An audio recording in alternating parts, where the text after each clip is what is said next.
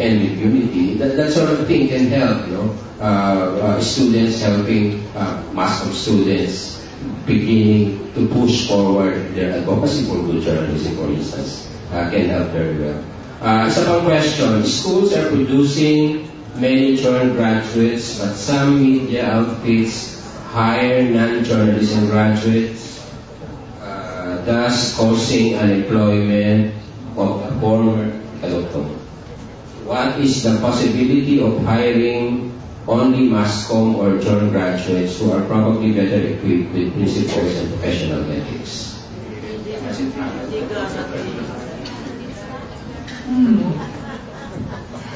Actually, hindi naman automatic na pag journal graduate ay ethical.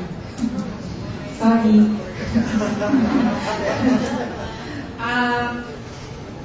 Mahirap siya to dictate, no? Sa totoo lang, marami akong kilalang journalists who are not journal graduates but who are very, very good journalists. So, hindi siya automatic rin. Ngayon, ano naman din ng media, the editors, the hiring people in the news agency, sa kanilang decision yung whether to hire journal graduates or not. So, parang mahirap siyang gawing requirement.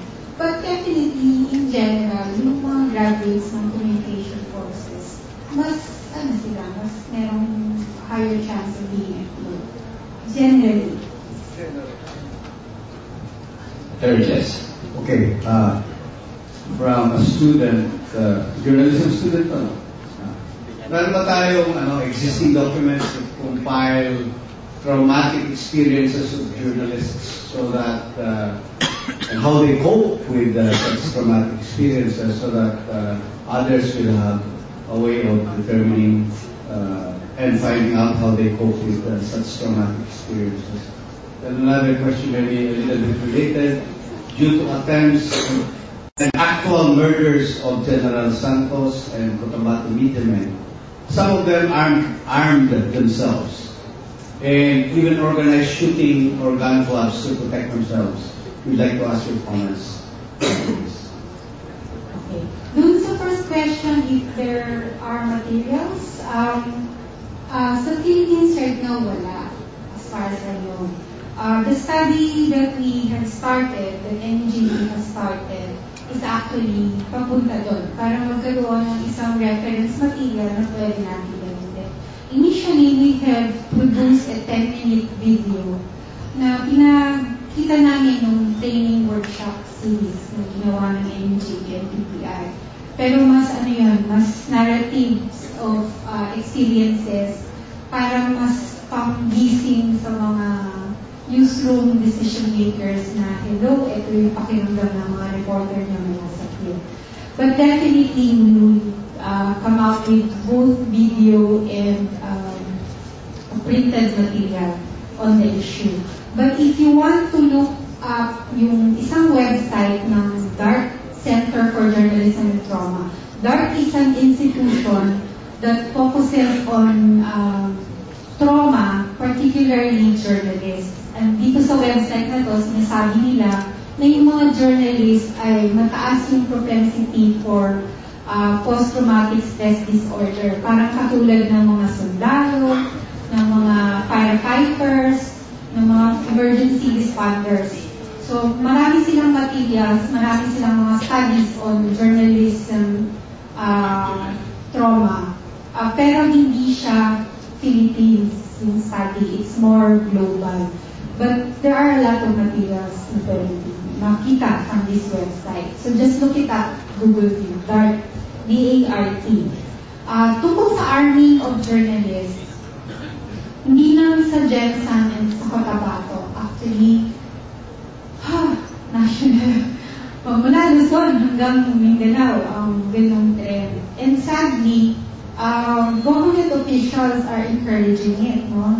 The police, the PNP, nag-invite sila ng mga regular. In fact, nag-o-offer sila sa NGT na kung gusto nyo mag-refer ng mga tao na kailangan kumuha ng lisensya ng baril, i-expedite daw nila yung release ng license. which we very politely use. Sa tingin namin, yung arming of journalists is not the solution to the problem of killings. In fact, in many instances, in several cases of killings, armado yung mga dinaril. And yet, they died. But we do recognize yung feeling ng helplessness. At yun yung kailangan i-address. Saan ang gagaling yun? Bakit yung mga journalists kailangan, sa tingin nila ay kailangan silang mag-arma para maging ligtas? And then of course, address the killings. Parusahan mo yung pumapatay para mabawasan at makita ng mga gustong pumatay na pwede silang maparusahan, which is not happening right now. And besides, if I may add, it's the duty of the state, of law enforcement agencies to protect its citizens. And I cannot just imagine a situation wherein all of us journalists have guns. We might end up shooting each other, not maybe each other. Anyway, we still have time for a few more questions. Attorney Jess. I said a question, personal input on the arming of journalists. Well and good, we have to provide the enabling environment in the long term. But, today, journalists in many of these areas, conflict-affected areas, really need some protection. In fact, many of them told me that they feel freer to be good journalists when they feel that they can protect themselves rather than being very vulnerable to these attacks. So I think we should distinguish short-term interventions and the long-term, ideal situation. Right now, many journalists feel that they are more constrained to do a good job as journalists if kaling gabi may kakatok sa bahay nila at may nakamotorsiklong nakaabang sa labas.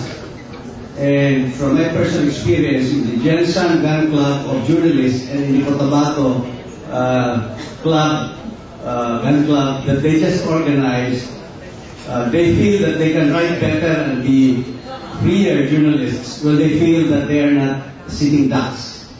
I just would like to add that input.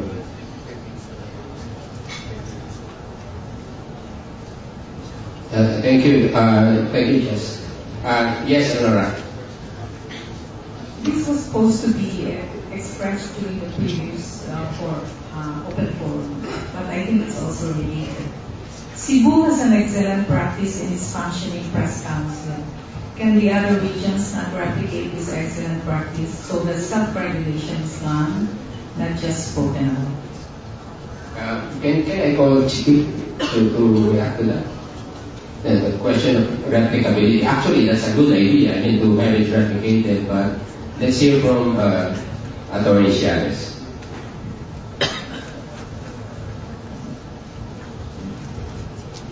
Actually, it depends on the attitude of the leaders in that media community.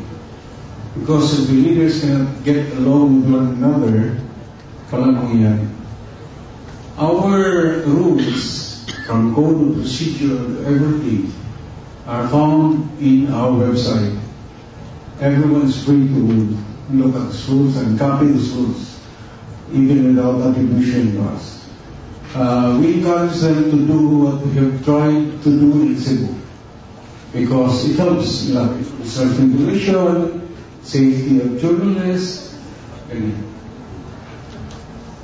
Nagtanong din kami sa ibang areas, kasi when issue of the hostage taking came out and self-regulation became a big issue. We tried to ask in some areas on whether creating a press council would work in their particular areas. And most of the reactions hindi pa pwede. Kasi depende dun sa how serious the owners, the publishers, because they would have to commit to the council. But they said steps can be taken can be started towards building a press